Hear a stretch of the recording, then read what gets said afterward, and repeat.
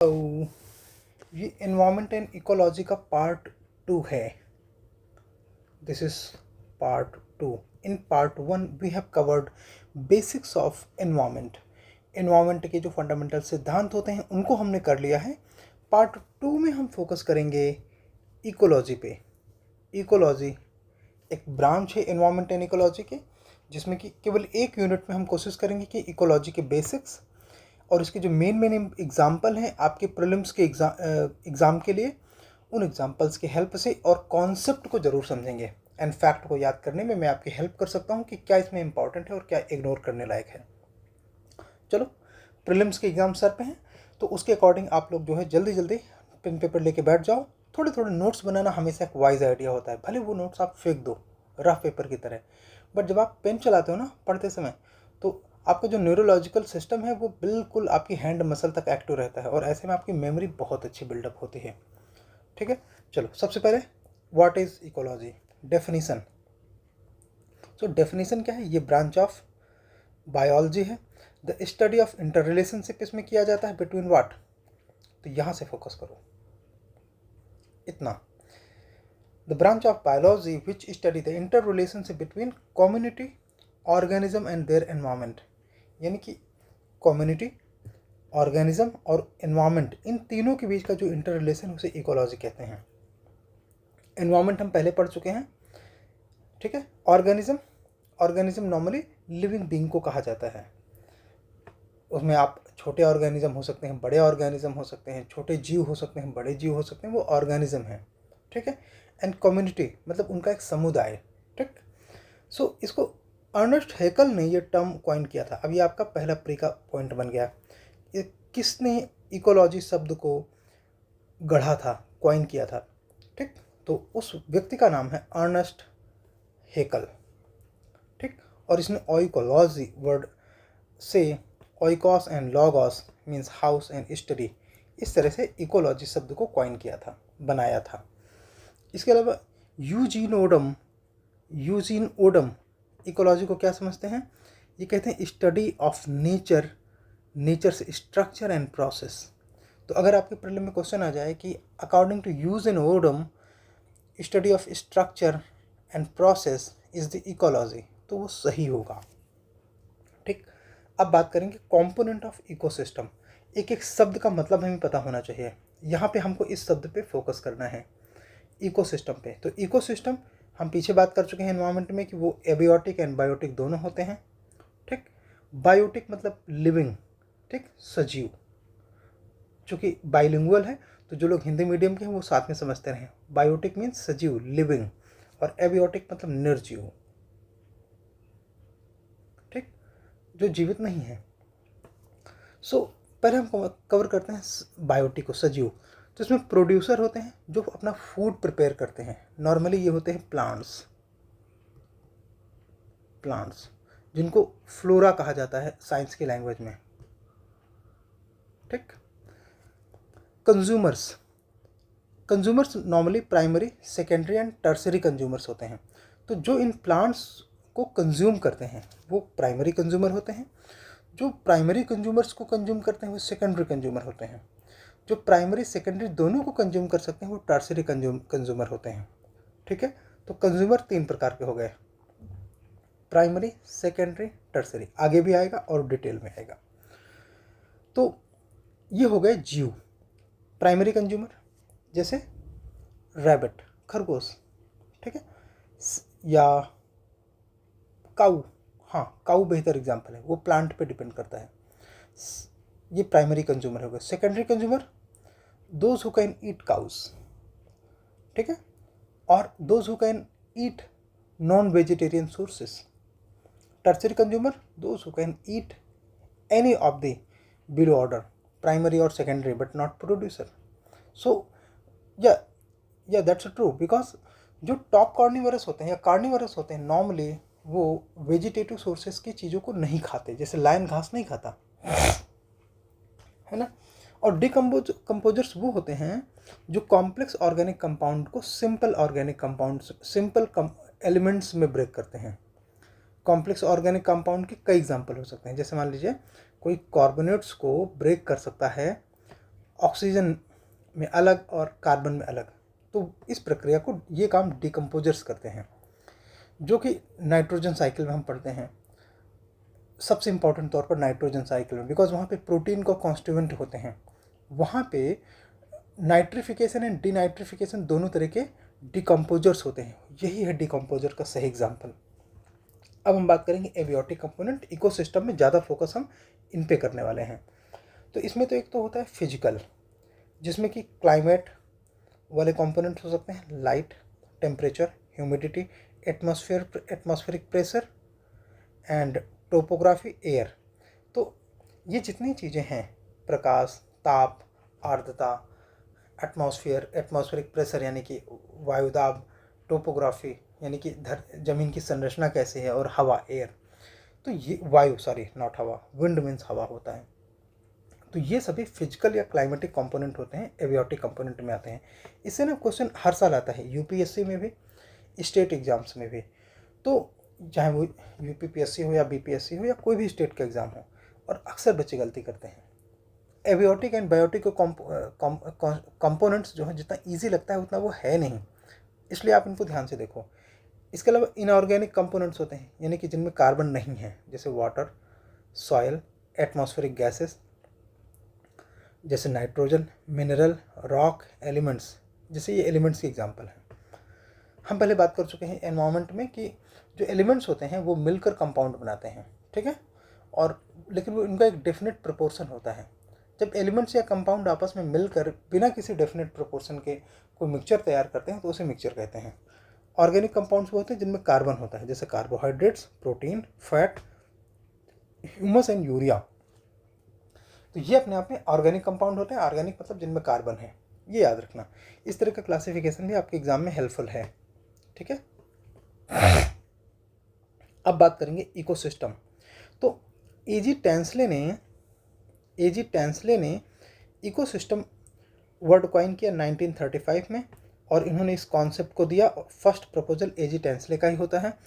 और इकोसिस्टम होता क्या है, तो ये अपने आप में एक तरीके का फिजिकल सिस्टम होता है, जो कि biotic, abiotic and biotic component से मिलकर बना होता है। और इसमें जो इसका साइज़ है ये चेंज होता रहता है, ठीक। स्पेशल ओपन इकोसिस्टम होते हैं, और इसमें वेरिएशन इन द साइज होता है इकोसिस्टम में, ठीक है। हाँ, और इसके अलावा इकोलॉजी के बारे में कुछ और चीज़ें देखेंगे कि इकोलॉजी के जो ब्रॉड डायमेंशन होते हैं वो क्या है। तो इसमें human society, physical environment, animal, vegetation and climatic condition, और ये मिलकर स्टडी का मेथड देते हैं कि हाँ इकोलॉजी को किस तरह से पढ़ा जाना चाहिए। और इकोसिस्टम की अगर बात करें तो ये फंक्शनल यूनिट ऑफ नेचर होता है। यही तुम्हारा क्वेश्चन है कि एनवायरनमेंट एंड इकोलॉजी के अंतर्गत फंक्शनल यूनिट ऑफ नेचर को क्या बोलेंगे, उसे बोलेंगे ecosystem, because it includes both biotic and abiotic component, ठीक। सो इकोसिस्टम के बारे में कार्ल मोबियस ने इसे बायोसाइनोसिस कहा, और फोर्ब्स ने इसे माइक्रोकॉज्म कहा, ठीक। अर्थ अपने आप में एक इकोसिस्टम का, बड़े इकोसिस्टम का एग्जाम्पल है। और एक छोटा सा पत्ता जिसमें कुछ छोटे छोटे इंसेक्ट्स रह सकते हैं, वो भी इकोसिस्टम का एग्जाम्पल है। एक छोटा सा सेल जिसमें बैक्टीरिया रहते हैं, वो भी इकोसिस्टम का एग्जाम्पल। मैंने आपको स्मॉलेस्ट टू लार्जेस्ट बताया। आई कैन नॉट से लार्जेस्ट इवन फॉर अर्थ, ठीक है, बिकॉज बहुत सारी चीज़ें अभी एक्सप्लोर होना बाकी है। बट यस, हमारे केस में अब तक का जो लार्जेस्ट इकोसिस्टम है वो अर्थ है, ठीक है। अब इकोसिस्टम की हम इतनी बातें कर रहे हैं, तो ये इकोसिस्टम क्या करता है, कुछ सर्विसेज देता है क्या? तो हम यहाँ पे देखते हैं सर्विसेज ऑफ इकोसिस्टम, ठीक। जैसे कि ये प्रोविजनिंग सर्विसेज देता है। तो जब भी प्रोविजनिंग सर्विसेज की बात कही जाए तो इसके अंतर्गत क्या क्या आएगा? प्रोविजनिंग का मतलब होता है कि इकोसिस्टम से हमें मिलता है food and water. Regulating services का क्या मतलब होता है कि इकोसिस्टम रेगुलेट करता है किसको? क्लाइमेट को। और जो क्लाइमेट इंड्यूस्ड डिसीज होते हैं तो डिसीज कंट्रोल को भी ये रेगुलेट करता है इकोसिस्टम। सपोर्ट सर्विस, ये बहुत इंपॉर्टेंट टेबल है। यूपीएससी ने यहाँ से 2 बार क्वेश्चन पूछा, जो कि इसी टेबल से सॉल्व हो जाएगा। स्टेट एग्जाम में 1 लाइनर क्वेश्चन यहाँ से बैक टू बैक आते हैं, ठीक है। सपोर्टिंग सर्विसेज, तो ये न्यूट्रिशन साइकिल को और क्रॉप पॉलिनेशन को, इनको सपोर्ट करता है। क्रॉप पॉलिनेशन होता है तभी पौधों में बंचेस लगते हैं और फ्रूट्स बनते हैं। बंचेस मतलब गुच्छे, ठीक है। और न्यूट्रिशन साइकिल जैसे कार्बन साइकिल, नाइट्रोजन साइकिल, ये सारे साइकिल हैं जो पूरे इकोसिस्टम में घूमते रहते हैं, ठीक। तो उसको सपोर्ट करता है इकोसिस्टम। कल्चरल सर्विसेज जैसे methodological, academic and entertainment service, sorry metaphysical, academic and entertainment. तो देखो, पर्यावरण से संबंधित बहुत सारे रिलीजियस सर्विसेज हैं, कल्चरल बिलीव्स हैं, जैसे सैक्रेड ग्रुप्स, ठीक। तो ये अपने आप में मेटाफिजिकल कॉन्सेप्ट हो गया। सैक्रेड ग्रुप्स के बारे में यूपीएससी ने क्वेश्चन पूछा था। नॉर्मली ट्राइबल पॉपुलेशन के आसपास माना जाता है। एकेडमिक मतलब रिसर्च एंड डेवलपमेंट, पढ़ाई लिखाई वाला। एंटरटेनमेंट मनोरंजन, जैसे आप किसी नेशनल पार्क में घूमने जाते हैं, है ना, वो सारी चीज़ें। हाँ, सो इसके अलावा प्रिजर्विंग सर्विसेज मतलब प्रिजर्वेशन में किस तरह से हेल्प करता है, तो ये डाइवर्सिटी को मेंटेन रखता है इकोसिस्टम, जिससे किसी भी एनवायरनमेंट की लाइफ बढ़ जाती है। डाइवर्सिटी सस्टेनेबिलिटी का बहुत बेसिक पैरामीटर है। अगर ये कहा जाए कि कोई इकोसिस्टम जिसकी उम्र अधिक होगी उसका सबसे बेसिक फीचर क्या है, तो उसे ज़्यादा डाइवर्स होना चाहिए। व्हाट आई मीन टू से डाइवर्स, डाइवर्स कहने का मतलब ये है कि वहाँ पे ज़्यादा से ज़्यादा स्पीसीज फ्लोरा एंड फोना की होनी चाहिए। अब मैंने जैसे फ्लोरा कहा, तो फ्लोरा का क्या मतलब है, प्लांट स्पीसीज, ठीक। फोना का क्या मतलब है, एनिमल स्पीसीज, ठीक है। फ्लोरा एंड फोना ये होता है, प्लांट मतलब पेड़ पौधे, एनिमल मतलब जीव जंतु। नाउ एक कॉन्सेप्ट और है, बायोस्फीयर। बायोस्फीयर में क्या क्या चीज़ें आती हैं, तो soil, water, air and cell, ये सब मिलके बायोस्फीयर बनाते हैं। तो ये अपने आप में किस चीज़ से बनी है, थिन लेयर जो कि फाउंड होते हैं मेंटल में अराउंड द अर्थ, ठीक। मतलब जो मेंटल होता है ना अर्थ के कोर में, जैसे आप इमेजिन करो एक बॉल को, एक गेंद को इमेजिन करो जिसके ऊपर हल्की सी कोई ग्रीन कलर की कवर लगी हुई है। अगर आप लोगों ने रबर बॉल देखी होगी जिससे बच्चे क्रिकेट खेलते हैं, फॉर एग्जांपल कॉस्को की बॉल आप इमेजिन करो, तो उसमें ऊपर ग्रीन कलर की एक लेयर होती है, उसे आप बायोस्फीयर कह सकते हो, ठीक। उसके अंदर जो रबर होती है उसे आप मेंटल कह सकते हो, और उसके अंदर जो एयर होती है, अगर आप उसे एयर नहीं बल्कि कोई सॉलिड मटेरियल समझें जैसे आयन, मैग्नीशियम, निकल, तो वो अपने आप में कोर होगा, ठीक। इस तरह से इमेजिन कर लो। सो हम बात कर रहे हैं ऊपरी लेयर की, जिसमें मिट्टी आती है, जिसमें पानी आता है, और जिसमें ऊपर की ये वायु आती है, हवा, एटमॉस्फेयर, ठीक। ये सब मिलके कहलाता है बायोस्फीयर, इसीलिए इसमें एयर इसी का हिस्सा है। अब कुछ फैक्ट देख लेते हैं, जैसे क्वेश्चन एग्जाम्स में पूछे गए हैं वेरियस एग्जाम्स में, तो उससे रिलेटेड फैक्चुअल क्वेश्चंस को इन्होंने इंपॉर्टेंट फैक्ट्स मार्क करके दिया हुआ है, which is very good, worthy and important to you to remember. Okay, so the place where plants or organism or other organism of particular species live, उसे क्या बोलते हैं, तो जहाँ पे कोई स्पीसीज रहती है वो उसका घर होता है, उसे हम इंग्लिश में हैबिटेट कहते हैं, आवास। हिंदी में इसके लिए आवास शब्द यूज होता है।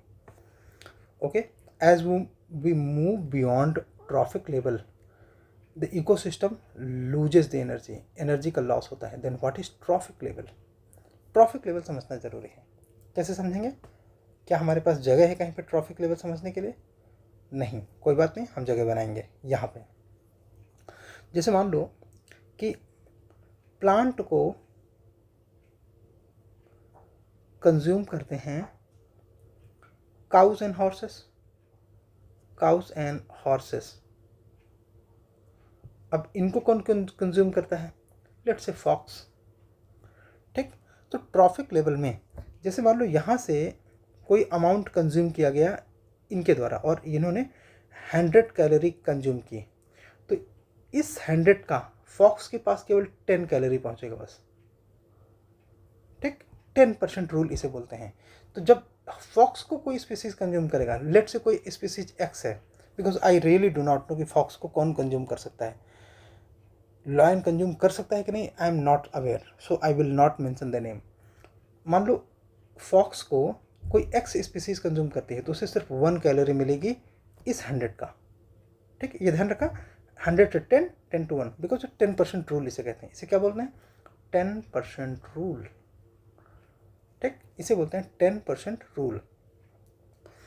तो ट्रॉफिक लेवल्स में क्या हुआ, ये इसको ये खा रहे हैं, इसको ये खा रहे हैं, है ना, फिर इसको ये खा रहे हैं, तो इस तरह से ट्रॉफिक लेवल है।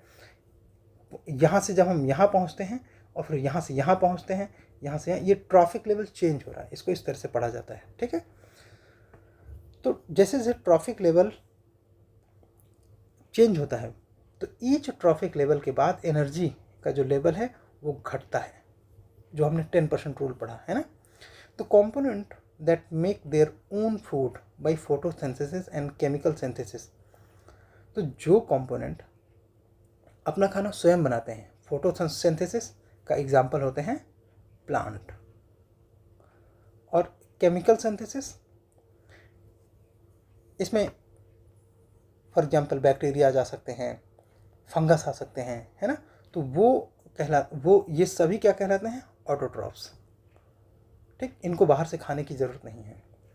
फॉरेस्ट, पॉन्ड, लेक, ये नेचुरल इकोसिस्टम है, बिकॉज इनको मैन ने नहीं बनाया, ये नेचुरली हैं।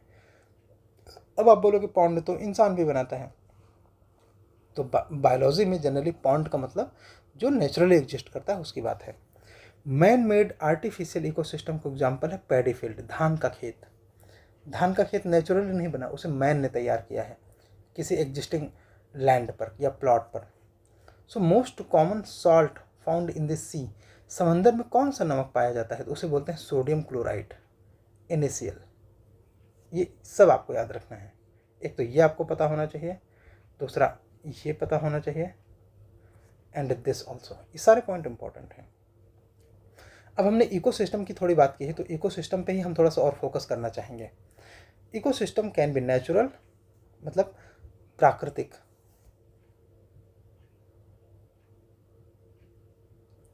मतलब जिसे मैन ने नहीं बनाया, और आर्टिफिशियल या मैन मेड, जिसे मैन ने बनाया है। ठीक, मैन मेड यहाँ लिखा है ना, जिसे मैन ने बनाया। तो प्राकृतिक का एग्जाम्पल टेरेस्ट्रियल। टेरेस्ट्रियल का मतलब जो पृथ्वी की ऊपरी सतह से रिलेटेड है, जैसे फॉरेस्ट, ग्रासलैंड एंड डेजर्ट। ठीक, तो ये हो गया। डेजर्ट मतलब मरुस्थल, मरुभूमि, ग्रासलैंड घास के मैदान होते हैं, फॉरेस्ट होते हैं जंगल। दूसरा एक्वाटिक मतलब पानी का, तो पानी में नॉन सलाइन वाटर का हो सकता है और सलाइन वाटर का इकोसिस्टम हो सकता है। नॉन सलाइन में यानी कि बिना नमक वाले, जैसे पॉन्ड, लेक और वाटरफॉल, जो बारिश का पानी कहीं इकट्ठा हो जाए वो। सलाइन वाटर में सलाइन लेक एंड ओशियन, जैसे लेक चिल्का सलाइन लेक है और ओशियन इंडियन ओशियन है। ठीक, यहाँ पे चिल्का का एग्जाम्पल ले लीजिए और यहाँ पे इंडियन ओशियन का एग्जाम्पल ले लीजिए। इंडियन ओशियन, ठीक, इसका एग्जाम्पल ले लीजिए। और आर्टिफिशियल या मैन मेड का एग्जाम्पल जैसे खेत, जैसे एक्वेरियम, मछली पालने का जो एक्वेरियम होता है, आपने देखा होगा ग्लास के एक्वेरियम, है ना। और स्पेसशिप, हाँ, स्पेसशिप भी इकोसिस्टम है, मैन मेड है। कुछ और ओशनिक वाटर के बारे में ज़रा देखते हैं। ओशियन लार्जेस्ट इकोसिस्टम हैं कहाँ पर? अर्थ के हाइड्रोस्फीयर में, यानी कि जो पृथ्वी में पानी उपलब्ध है उनमें सबसे बड़ा इकोसिस्टम है ओशियन। और पूरे पानी का जो अर्थ में है, ऊपर अंदर बाहर कहीं भी, उसका 90% पानी समुद्रों में है, 97%। ठीक, और मोस्ट कॉमनली इसमें जो सॉल्ट पाया जाता है ओशियन में वो है सोडियम क्लोराइड। अच्छा, इकोलॉजिकल इम्बैलेंस कब होता है? तो इकोलॉजिकल इम्बैलेंस होता है जिसका मेन काज होता है डेजर्टिफिकेशन। ठीक है, एक सेकंड, डेजर्टिफिकेशन आउटकम होता है, रुको।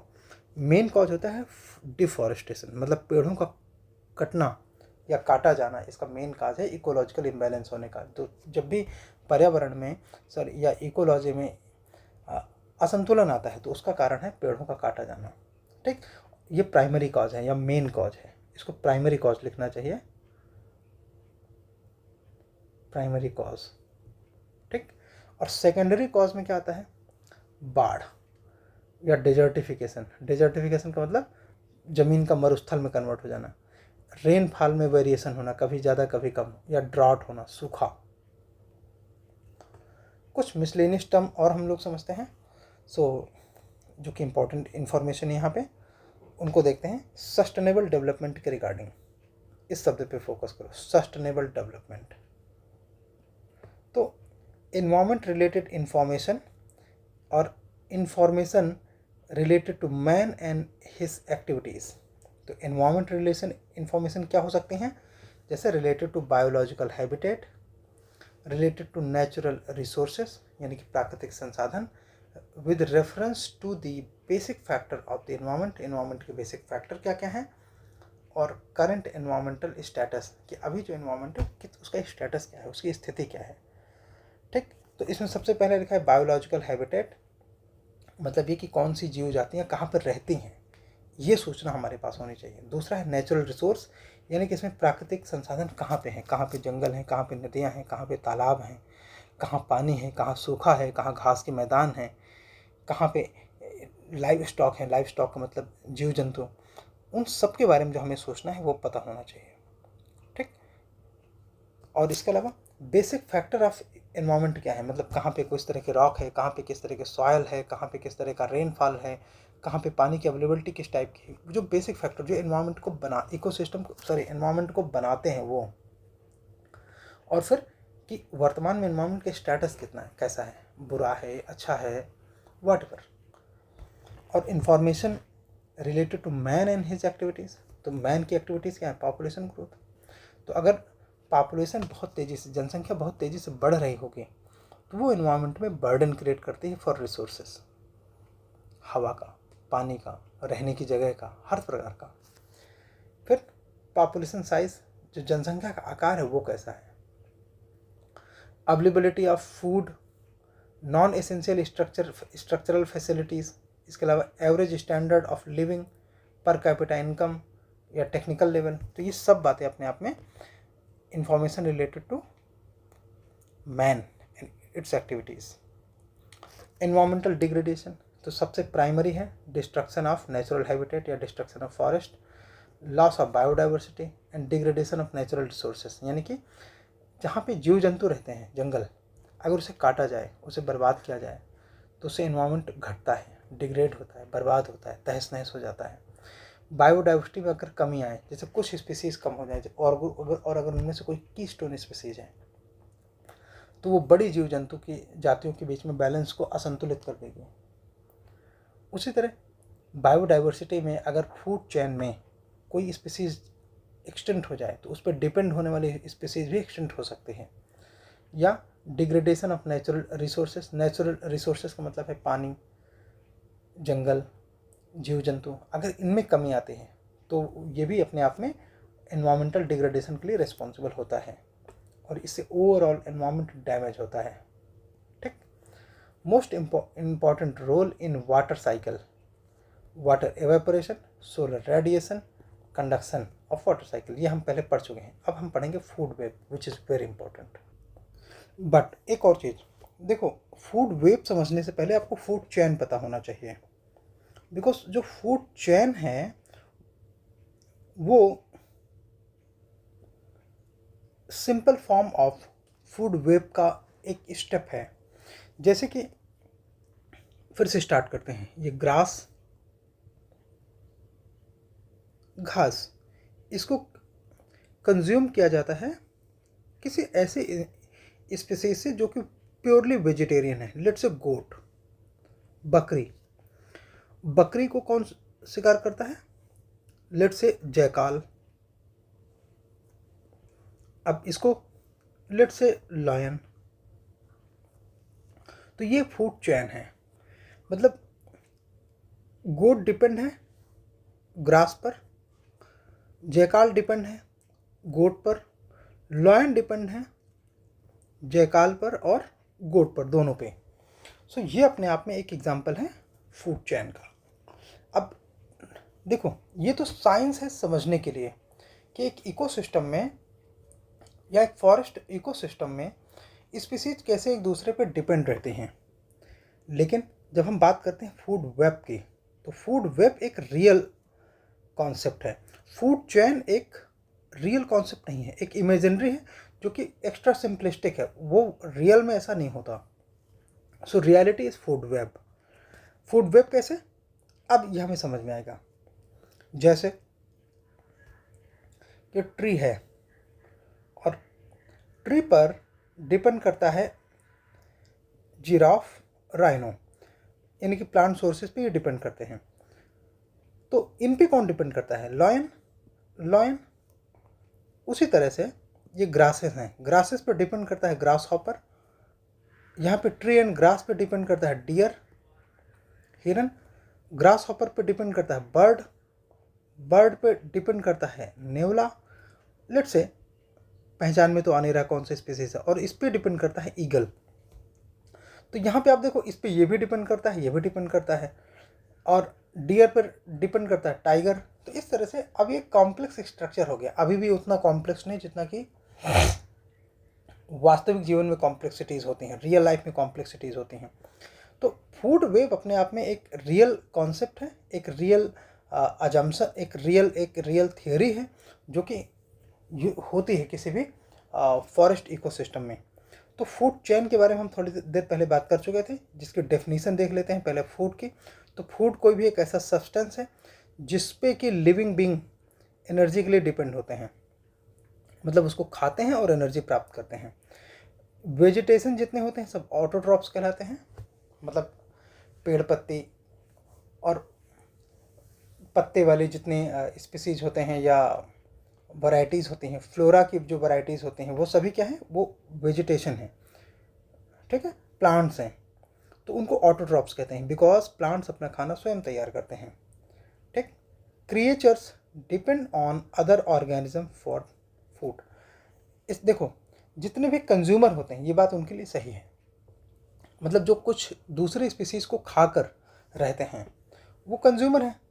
तो हमारे अर्थ की एक रियलिटी है, यहाँ पे जो स्पीसीज हैं ख़ास तौर से एनिमल स्पीसीज, वो सभी एक दूसरे पे डिपेंड हैं, एक दूसरे को खाकर वो अपना भोजन प्राप्त करते हैं, यही रियलिटी है। ठीक, नाउ फूड चेन का एग्जांपल हमने पहले देखा था।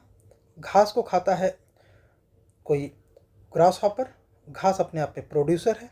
ग्रास हॉपर टिड्डा है, ये प्राइमरी कंज्यूमर हो गया। सेकेंडरी कंज्यूमर हो गया फ्रॉग, ये खाता है ग्रास हॉपर पे डिपेंड करता है। स्नेक डिपेंड करता है फ्रॉग पे, तो ये टर्सरी कंज्यूमर हो गया। यही फूड चेन होता है, इसी के बारे में हमने थोड़ी देर पहले भी बात किया था। सो ये एरो आइडियली जो लगा हुआ है वही सही है। ठीक है, ये एरो पहले ही सही लगा था, मतलब ये ऐसे ही सही है ये। ठीक, like this the correct sequence of different components in the food chain of grassland ये है। ठीक, नाउ एक चीज़ और देखते हैं फिर आगे आएंगे। तो फूड चेन में ह्यूमन कहाँ पे आता है? ग्रास, गोट, ह्यूमन। ह्यूमन ओमनीवरस है। ओमनीवरस अपने आप में हाईएस्ट ऑर्डर होता है, हाईएस्ट ऑर्डर, कॉर्निवरस से भी ऊपर का ऑर्डर। इसमें बायोटिक कंपोनेंट कौन कौन से होते हैं? मतलब जो सजीव होते हैं वो कौन कौन से होते हैं? इसमें प्रोड्यूसर आते हैं जैसे प्लांट्स, प्लांट्स एंड अलगी। कंज्यूमर आते हैं जैसे एनिमल एंड ह्यूमन। डिकम्पोजर्स आते हैं जैसे फंगी एंड बैक्टीरिया, ये डिकम्पोजर हैं। डिकम्पोजर मतलब जो कॉम्प्लेक्स नाइट्रोजनस कंपाउंड को सिंपल एलिमेंट्स में ब्रेक करते हैं। Sequence of simple food chain, तो सबसे नीचे होते हैं ऑटोट्रॉफ प्लांट्स, उन पे डिपेंड करने वाले हार्बीवरस, और हार्बीवरस पे डिपेंड करने वाले कॉर्निवरस फिशेस।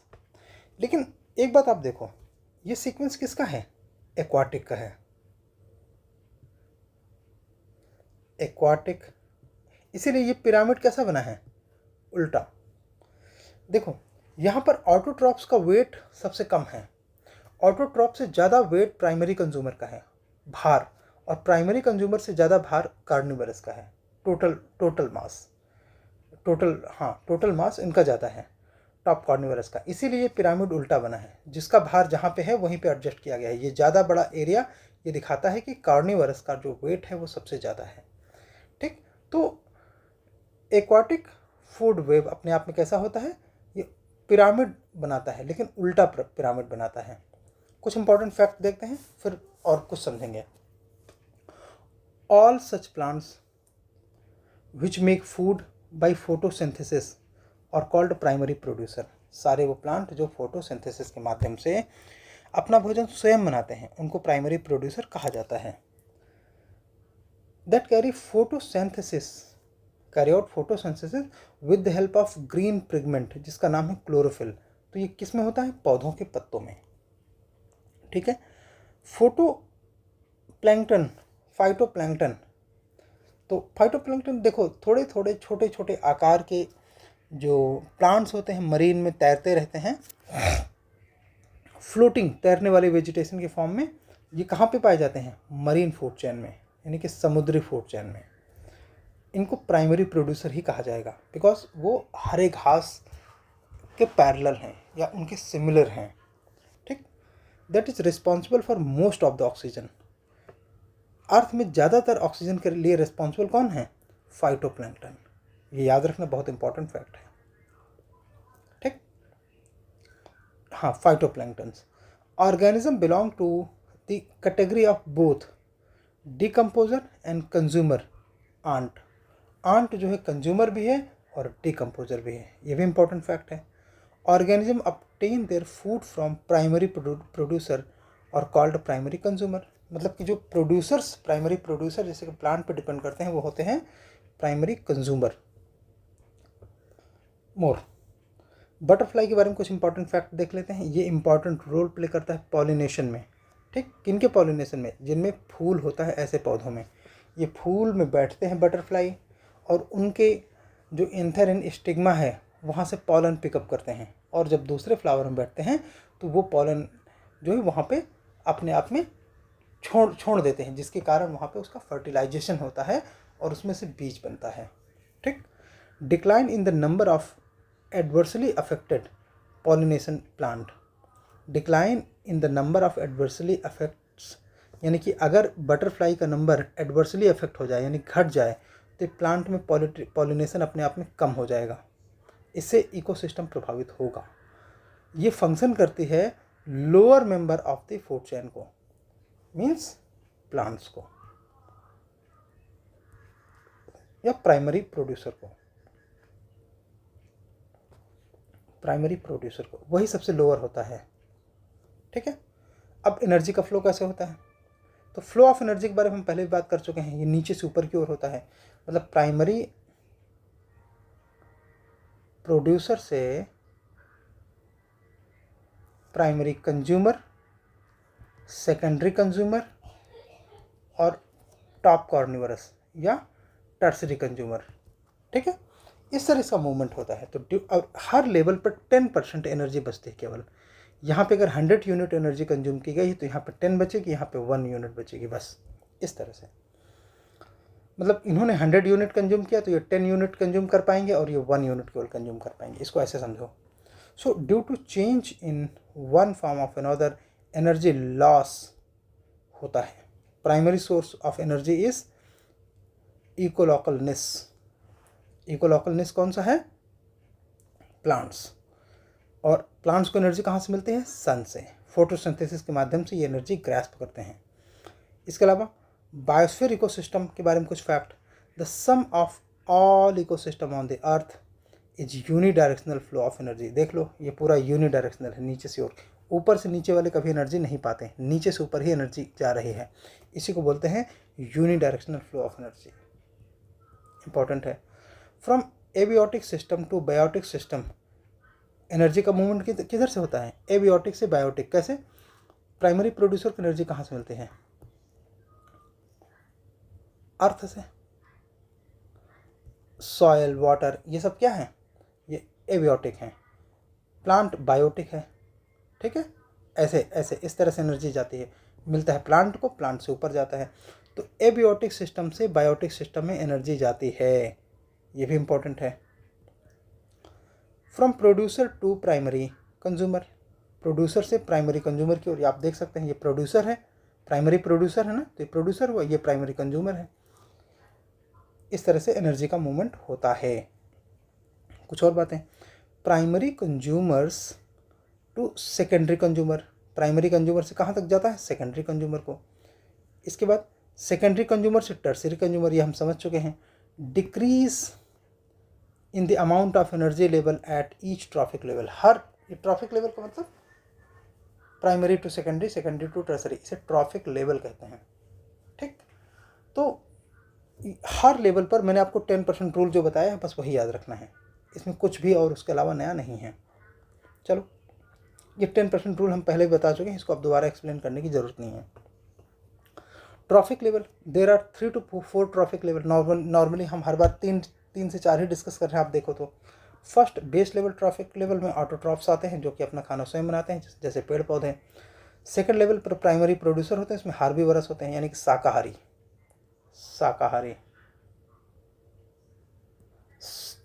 हाँ, थर्ड लेवल पे आते हैं सेकेंडरी कंज्यूमर, जिसमें कार्निवरस होते हैं, ये होते हैं मांसाहारी। ठीक, मांसाहारी।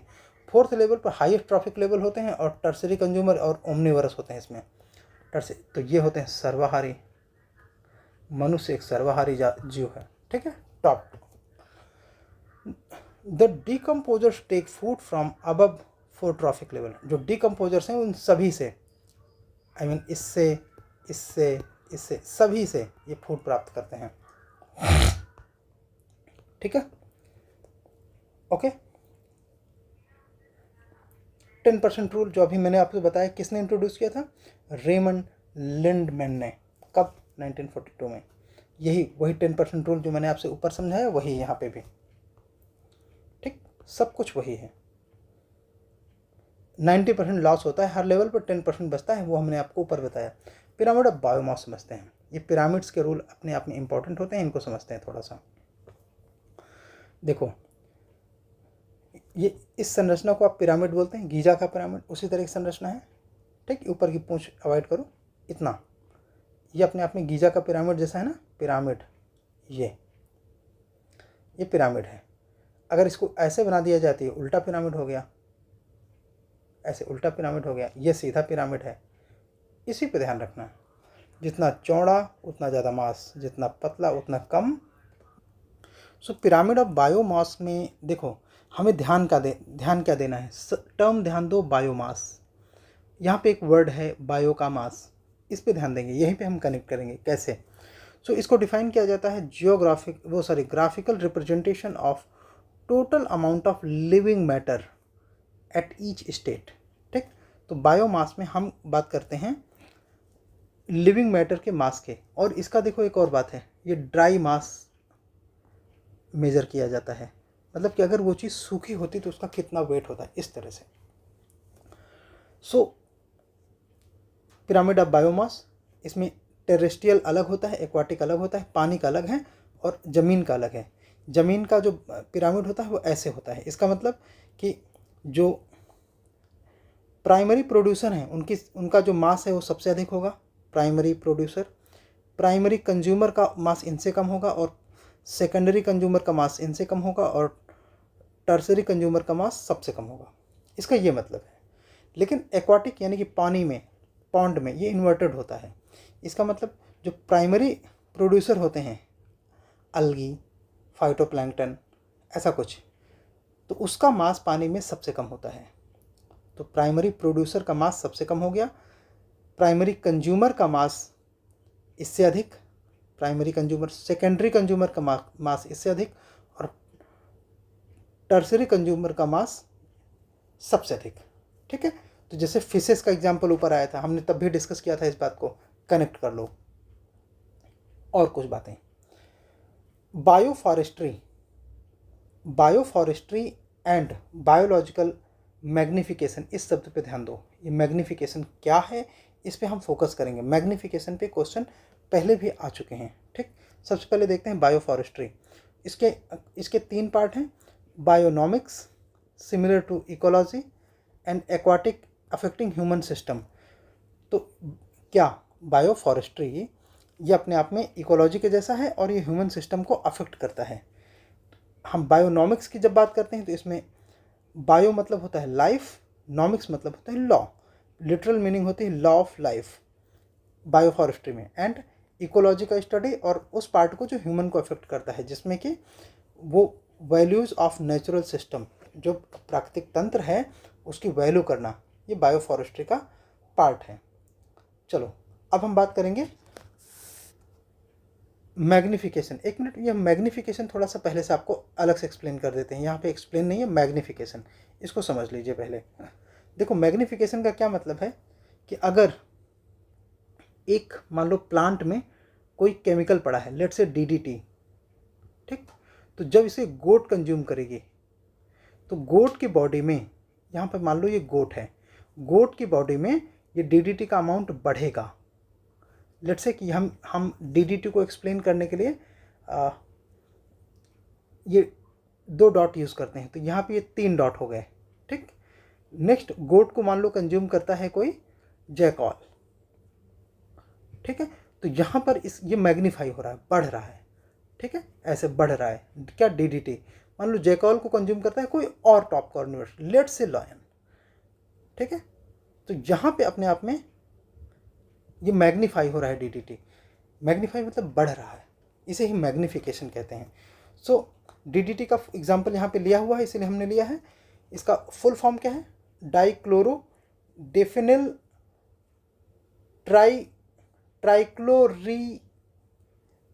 ट्राइक्लोरोएथेन, ठीक है, और ये नॉन बायोडिग्रेडेबल है, मतलब ये अपने आप में ख़त्म नहीं होगा। पेस्टिसाइड है, खेतों में पेस्टिसाइड के तौर पर यूज होता है, पेस्ट को मारने के लिए, मतलब जो खरपतवार होते हैं उन्हें ख़त्म करने के लिए यूज होता है, ठीक है, और ख़त्म नहीं होता है, इसीलिए हम बोलते हैं नॉन बायोडिग्रेडेबल है। मतलब यहाँ ये घास फूस से, ग्रास से लेकर लॉयन तक ये बढ़ रहा है, घट नहीं रहा। Almost impossible to get out of excretion after being absorbed. एक बार आ गया तो इसको जो है, इससे मुक्त होना जो है इम्पॉसिबल है, इससे फ्री होना किसी स्पीसीज के लिए इम्पॉसिबल है। And do not degrade biologically, ये शरीर में डिग्रेड नहीं होता, ख़त्म नहीं होता। इसका कंसंट्रेशन बढ़ता है कहाँ पे, फूड चेन में। इसमें देखो यहाँ पे जैसे जैसे हम आगे बढ़ते हैं ना, वैसे वैसे इसका कंसंट्रेशन, उसका जो सांद्रता है, इसकी जो मात्रा है वो बढ़ता है, प्राइमरी टर्सरी, इस तरह से ये हमने एक्सप्लेन किया। Generally deposited in fatty tissues, ये याद रखना कि डीडीटी कहाँ पे स्टोर रहता है, फैटी टिश्यूज़ में, और यही आप खाते हैं। अगर मान लीजिए चिकन की बॉडी में डीडीटी है, कहीं पे उसने अनाज खाया, अनाज में डीडीटी था, चिकन में आ गया, तो चिकन के फैटी टिश्यूज़ में होगा, वही आप खाते हैं, तो इस तरह से वो आपकी बॉडी में आ जाएगा, ठीक। जियोकेमिकल साइकिल, तो इसका मतलब होता है changes in biological phases of abiotic component in an ecosystem. मतलब जो एबियोटिक कंपोनेंट है, जैसे मान लीजिए कि अर्थ हो गया, वाटर सिस्टम हो गया, यहाँ पे कहीं पे अगर जो बायोलॉजिकल जो एलिमेंट्स हैं ये किस तरह से चेंज होते हैं, ये हम पढ़ते हैं बायोजियोकेमिकल साइकिल में, ठीक। और जो return of organic matter into abiotic form है, तो ये अपने आप में केमिकल घूमते रहते हैं। कैसे घूमते रहते हैं कि जैसे मान लीजिए कोई केमिकल है ज़मीन में है, ज़मीन से पत्तों में आया, पत्तों से बकरी में आया, बकरी से ह्यूमन, बकरी को खाने वाली स्पीसीज लेट से ह्यूमन में आया, तो उस तरह से वो केमिकल रोटेट कर रहा है। फिर ह्यूमन की जब डेथ होती है तो डिकम्पोज होता है, ह्यूमन के अंदर जो कॉम्प्लेक्स कंपाउंड हैं उनको ब्रेक करते हैं डिकम्पोजर छोटे छोटे एलिमेंट्स में, और वो एलिमेंट्स फिर से अर्थ में आ गए। तो जियोकेमिकल साइकिल हुआ ना, इसी की हम बात कर रहे हैं, ठीक है। और कुछ इकोसिस्टम से संबंधित कुछ मिसलेनियस टर्म्स हैं, इनको देख लेते हैं। यूकेलिप्टस आप जानते हैं, इसका जो गुण है ये एक्सेसिव वाटर होल्डिंग, इसका जो क्वालिटी है कि ये अत्यधिक वाटर होल्ड करता है, और ये वाटर कहाँ से लेता है, अर्थ से, इसलिए इसे टेररिस्ट ऑफ द अर्थ भी कहा जाता है वाटर के मामले में। और चूंकि एक्सेसिव वाटर होल्ड करता है, इसीलिए ही इसका नाम यूकेलिप्टस पड़ा है, ठीक। और इसे एनवायरमेंटल एनिमी कहते हैं, क्यों, क्योंकि ये अर्थ से बहुत ज़्यादा पानी खींचता है, डेजर्टिफिकेशन फैला देता है आसपास। और extreme fall in the water level of the soil, जहाँ ये प्लांट किया जाता है। इसीलिए हमने बोला कि हम यहाँ पे ये डेजर्टिफिकेशन प्रमोट करता है, मॉइस्चर कम करके, डेजर्टिफिकेशन, ठीक है। और ये ऑस्ट्रेलिया में अबंडेंस इसके, ठीक। लेंटिक हैबिटेट क्या होते हैं? लेंटिक हैबिटेट वो होते हैं जो स्टैटिक पानी में, जैसे मार्सेस, पॉन्ड, लेक, स्वैम्प, इनमें जो आप देखते होते हैं फ्लोटिंग वेजिटेशन होते हैं ना, यही होते हैं लेंटिक हैबिटेट। लोटिक हैबिटेट जो मूविंग वाटर में होते हैं, जैसे नदियाँ, नदी का पानी, बहते हुए पानी में। तो लेंटिक रुके हुए यानी स्थिर पानी में, और लोटिक वो ग्रासेस आप कह सकते हैं जो कि बहते हुए पानी में है। और इकोटोन क्या होता है? तो जहाँ पर ट्रांजिशन होता है, ठीक है, ट्रांजिशन होता है बिटवीन टू बायोलॉजिकल कम्युनिटीज़, उसे इकोटोन कहते हैं। टू बायोलॉजिकल कम्युनिटीज, लेट से इधर ह्यूमन रहते हैं और इधर टाइगर रहते हैं, तो ये जो बीच का ट्रांजिशनल एरिया है जहाँ पे इनके बीच में कॉन्फ्लिक्ट हो सकता है, इसे ही आप इकोटोन कह सकते हैं। चलिए कुछ एनवायरमेंटल मूवमेंट के बारे में देख लेते हैं। चिपको मूवमेंट, तो ये पेड़ के काटने को रोकने के लिए चिपको मूवमेंट चलाया गया था, जिसमें वुमन वुड को चारों तरफ से पकड़ के खड़े हो गए थे कि हाँ आप पेड़ नहीं काट सकते। नर्मदा बचाओ मूवमेंट, ये सरदार सरोवर डैम जो नर्मदा रिवर पे बना हुआ है, उस पर उसके कंस्ट्रक्शन के विरोध के लिए नर्मदा मूवमेंट चलाया गया था। अपीको मूवमेंट, जैसे चिपको मूवमेंट उत्तराखंड में चलाया गया था, उसी तरह से अपीको मूवमेंट कर्नाटका में चलाया गया था। और ये भी पेड़ों को काटने से रोकने के लिए था। कुछ और बात, सेव द साइलेंट वैली, ये केरला में ये मूवमेंट था, और इसमें cancellation of the dam plan to build Kunti Puzha, ठीक है। तो कुंती पूजा में जो डैम बिल्ड किया जा रहा था उसके विरोध में था, बिकॉज वहाँ पे साइलेंट वैली को नुकसान होना था। कुछ और, ओशियन, ये मोस्ट स्टेबल सिस्टम है, बिकॉज इसमें छोटी मोटी, इतना बड़ा है कि इसमें छोटी मोटी गतिविधियों का कोई इम्पैक्ट नहीं है, ठीक है। और पिक्नो लाइन का क्या मतलब होता है? It shows the density gradient in an aquatic system. मतलब डेंसिटी ग्रेडियंट कैसे होता है? जैसे मान लो ये समुद्र का पानी है, ठीक, तो इस लेवल पर डेंसिटी मिनरल की कुछ और होगी, लाइट की अवेलेबिलिटी कुछ और होगी, टेम्परेचर की अवेलेबिलिटी कुछ और होगी। नीचे जाएंगे टेम्परेचर कम हो जाएगा, लाइट भी कम हो जाएगी, ठीक है। तो ये डेंसिटी जो घट रही है, और नीचे जाएंगे तो टेम्परेचर, लाइट और कंपाउंड सब और कम हो जाएंगे, तो डेंसिटी जो है और कम हो रही है, ठीक है। तो ये डेंसिटी ग्रेडियंट, जैसे जो लाइनें होते हैं ग्रेडियंट को शो करने के लिए, उसे ही पिक्नो लाइन कहते हैं। हेलोक्लाइन अपने आप में ये साल्ट से जुड़ा है, तो जहाँ से साल्ट ग्रेडियंट एक्वाटिक सिस्टम में चेंज होता है, उसी तरह से, बिल्कुल उसी तरह से साल्ट ग्रेडियंट बन सकता है, तो उसे हेलोक्लाइन कहेंगे, ठीक है। थर्मोक्लाइन टेम्परेचर से रिलेटेड है, जहाँ पर टेम्परेचर इस तरह से चेंज होता है, बिल्कुल उसी कॉन्सेप्ट में जब डीपर हम जाते हैं तो पानी का जो टेम्परेचर है वो घटता है इसी किसी भी एक्वाटिक सिस्टम में, बड़े एक्वाटिक सिस्टम में, तो उसके लिए हम थर्मोक्लाइन कॉन्सेप्ट का प्रयोग करते हैं। इसके अलावा अर्नेनेस, 1972 में ये टर्म यूज़ किया गया था डीप इकोलॉजी के लिए। He use the term deep ecology. ये अर्नेनेस ने डीप इकोलॉजी शब्द 1972 में दिया। इसका ये मतलब है for the first time deep ecology शब्द किसने दिया? अर्नेनेस ने।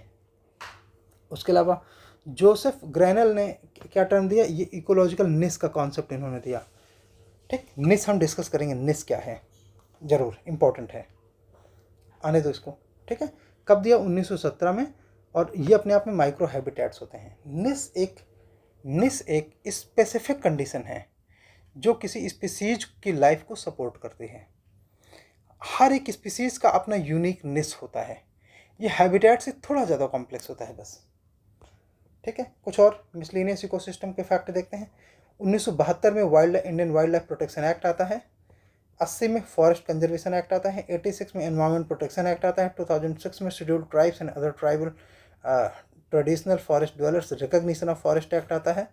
एंड बायोडाइवर्सिटी, तो बायोडाइवर्सिटी पहले समझ लेते हैं। डेफिनीशन ऑफ बायोडाइवर्सिटी, इसमें कैटेगरीज ऑफ डिफरेंट स्पीसीज होते हैं इन एन एनवायरमेंट, जिसको कि बायोडाइवर्सिटी कहते हैं। मतलब कि बायोडाइवर्सिटी वो एनवायरमेंट है जिसमें डिफरेंट टाइप की स्पीसीज रहते हैं। जितनी ज़्यादा डाइवर्सिटी उतनी ज़्यादा sustainability. So diversity of living organism जैसे प्लांट एंड एनिमल्स जो प्रेजेंट होते हैं किसी इकोसिस्टम में, वो बायोडाइवर्सिटी को और कॉम्प्लेक्स और स्टेबल बनाते हैं। चलो बायोडाइवर्सिटी के बारे में, ये term sorry types of biodiversity, तो इसका जो डिवीज़न है वो 1972 में वाइटेकर ने किया था। ये नाम याद रखना, वाइटेकर का एग्जाम्स में बहुत आता है इसका नाम। अल्फ़ा, बीटा और गामा 3 तरह की बायोडाइवर्सिटी होती है। सो अल्फ़ा इंडेक्स, इसमें जो स्पीसीज डाइवर्सिटी की बात होती है ना, विद इन अ कम्युनिटी या हैबिटेशन में, लोकल लेवल पर, मतलब किसी पर्टिकुलर स्थान में कितनी नंबर ऑफ स्पीसीज हैं, ये बताता है अल्फ़ा डाइवर्सिटी। ठीक, बीटा डाइवर्सिटी ये स्ट्रक्चरल डाइवर्सिटी बताता है ऑफ स्पीसीज प्रेजेंट लोकली। तो अब देखो इसमें क्या है कि, और एक मिनट पहले गामा डाइवर्सिटी समझ लो, the complex diversity of a landscape. तो बीटा डाइवर्सिटी बेसिकली अपने आप में ये बताता है कि कितने तरह के डिफरेंट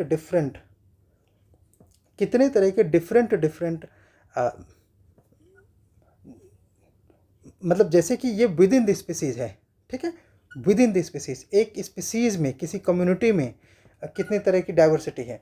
बट इसमें क्या है कि नंबर ऑफ स्पीसीज अलग है, ये डिफरेंस है कि इसमें कितने नंबर ऑफ स्पीसीज हैं। जैसे मान लीजिए लॉयन, कैट, डॉग, ह्यूमन, ये सब कुछ मिलाकर उस तरह से बीटा।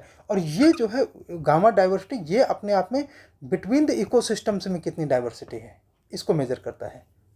ठीक, so first use term biodiversity किसने, रेमंड डैसमन ने सबसे पहले बायोडाइवर्सिटी टर्म यूज़ किया।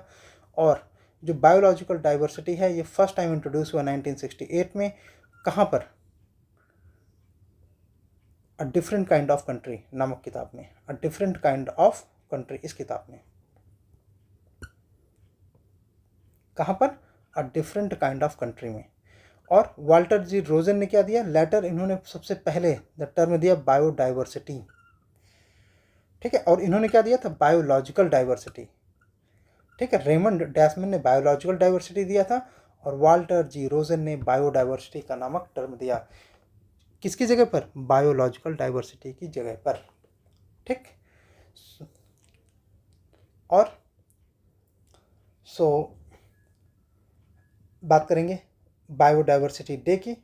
29 दिसंबर को डिक्लेयर किया जाता है, 29 December declared by several countries in the world, क्या, बायोडाइवर्सिटी डे। 22 मई यूएन ऑर्गेनाइजेशन ने बायोडाइवर्सिटी डे सेलिब्रेट किया, ये हमारे काम का है। यूएनओ ने 22 मई को बायोडाइवर्सिटी डे माना। ठीक है, और स्पेशल फैक्ट, 29 दिसंबर इन 1993 biological convention came into force, इसलिए कई देशों में इसे बायोलॉजिकल डाइवर्सिटी डे मनाया जाता है, लेकिन यूएनओ 22 मई को मनाता है। हमारे काम का यही है, ठीक है, इंडिया में इसी काम को है। चलिए कुछ और बात करते हैं एनसीएमबी के बारे में। National centre for marine biodiversity, ये इंडिया का फर्स्ट नेशनल सेंटर है, अपने आप में जामनगर में स्थित है। और इसकी स्पेशलिटी ये है कि फर्स्ट रिसर्च इंस्टीट्यूट है जो कि पब्लिक प्राइवेट पार्टनरशिप मॉडल में बना है। ऑब्जेक्टिव क्या है, protecting biodiversity located in coastal area. So NCMB, national centre for marine biodiversity, जाहिर सी बात है नाम से पता चल रहा है। इसके अलावा gradient of biodiversity, so uneven distributed है। बायोडाइवर्सिटी कहीं पे ज़्यादा है कहीं पे कम है, तो मतलब इसीलिए इसको अनइवन कहा जाता है। जैसे जैसे इक्वेटर की तरफ जाओगे, जैसे अर्थ है ये इक्वेटर है, तो जैसे जैसे आप इक्वेटर की ओर जाओगे बायोडाइवर्सिटी बढ़ेगी। ठीक है ना, यहाँ पे बायोडाइवर्सिटी अधिक होगी। Maximum biodiversity tropical rain forest में होता है, जो कि इक्वेटर के दोनों तरफ 5 डिग्री नॉर्थ साउथ पाए जाते हैं। इंपॉर्टेंट फैक्ट कुछ और देख लेते हैं। Biodiversity is the lowest, biodiversity found in the lowest latitude as compare to higher latitude, मतलब लोअर लैटिट्यूड में बायोडाइवर्सिटी ज़्यादा होती है। कहाँ पर, इक्वेटर के आसपास, ठीक, ज़्यादा होती है। Biodiversity is found in mountainous region at lower latitude than higher latitude, mountain में लोअर लैटिट्यूड में बायोडाइवर्सिटी ज़्यादा होती है, नीचे ज़्यादा डाइवर्सिटी होती है एज कम्पेयर टू ऊपर। ठीक, लैंड डिग्रेडेशन न्यूट्रलिटी इंडिया कब तक प्राप्त करना चाहता है, 2030 तक। ठीक है, सीसीडी लागू हो रहा है ना, इसलिए UNCCD. Marine national park of India is located in Kutch, Silent Valley, Kerala was declared as national park in 1984. Vellore forest is located in Chamoli, ठीक, sorry valley of flowers, valley of flowers कहाँ पे है, चमोली में है, UPSC 2022 में पूछा गया था। आइए कुछ और चीज़ देख लेते हैं। फाइन, बायोडाइवर्सिटी हॉट स्पॉट क्या होता है, तो इसके पहले डेफिनेशन देख लेते हैं। हॉट स्पॉट क्या मतलब होता है, जहाँ पे सफिशियंसी हो किस चीज़ की, स्पीसीज ज़्यादा हो, ठीक, और लोकल स्पीसीज वहाँ पे ज़्यादा पाई जाती हैं।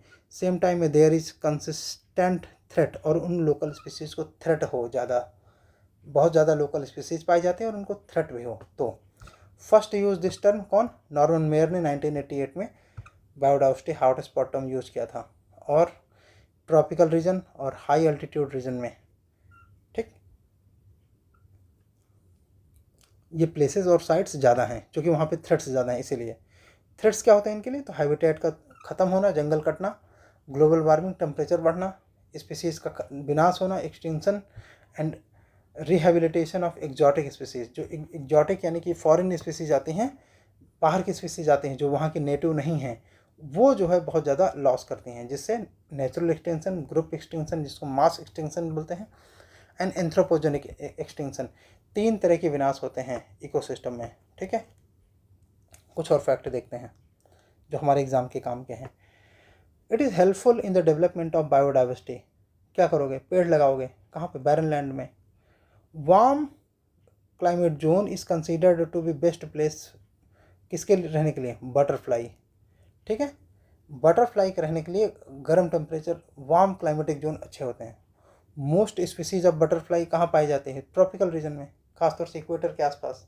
Biosphere reserve preservation area belong to genetic variation, यानी कि देखो जितना ज़्यादा जेनेटिक वेरिएशन होगा, वेरिएशन का मतलब जितनी तरह के जेनेटिक चेंजेस अवेलेबल रहेंगे किसी एरिया में, वहाँ पे प्रिजर्वेशन अपने आप में ज़्यादा होगा किसी स्पीसीज़ का, एक्सटेंशन के खतरे अपने आप में कम होंगे। तो बायोडाइवर्सिटी को अगर आप कंजर्व करना चाहते हो तो इन फैक्टर पे काम करो।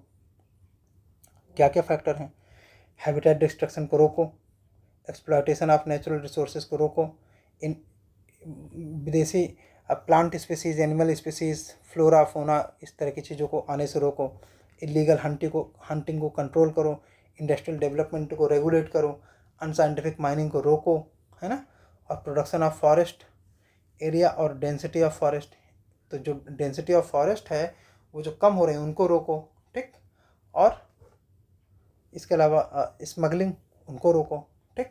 तो इस तरह से बायोडाइवर्सिटी को कंजर्व किया जा सकता है, और यही सारे इंपॉर्टेंट स्ट्रेटजीज कंजर्वेशन के बारे में टाइम टाइम पे डिस्कस किए जाते हैं, ठीक।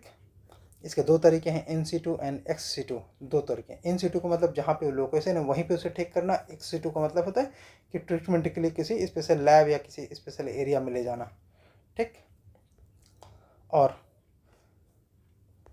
हाँ, ex situ and in situ यहाँ पे, एक्स सीटू यहाँ पे दिया है and in situ I believe कि कहीं होगा ज़रूर, चलो हाँ यहाँ पे in situ and ex situ दोनों दिया है, यहीं पे समझ लेते हैं।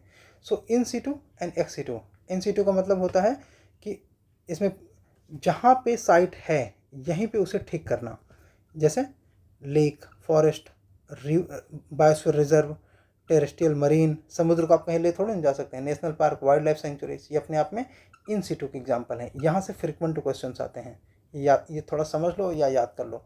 एक्स सीटू का मतलब कहीं पे चीज़ों को ले जाकर, जैसे sacred plant garden, zoological garden, botanical garden, tree garden, zoo, seed bank, gene bank,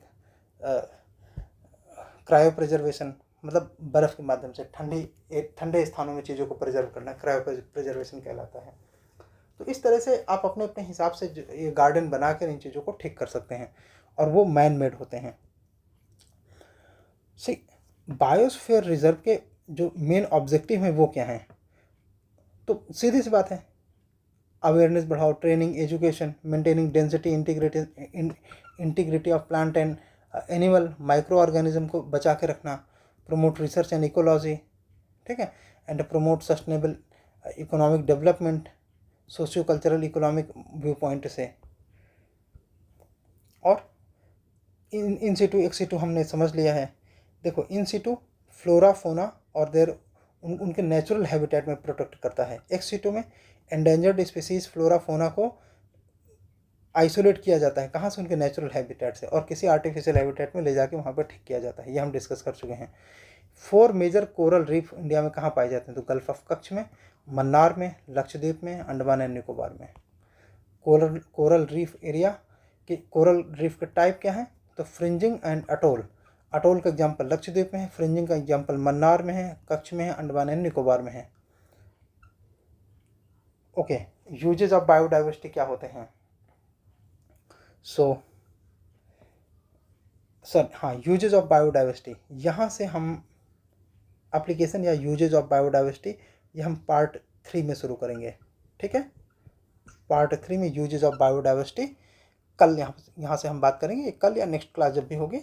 तब तक आप सब लोग द कॉन्सेप्चुअलाइज के साथ बने रहिए। इसके लिए आपको बहुत बहुत धन्यवाद। पढ़ते रहो, रिवाइज करते रहो, यही टाइम है। एनवायरनमेंट से 20+ क्वेश्चन आते हैं, ठीक। Thank you.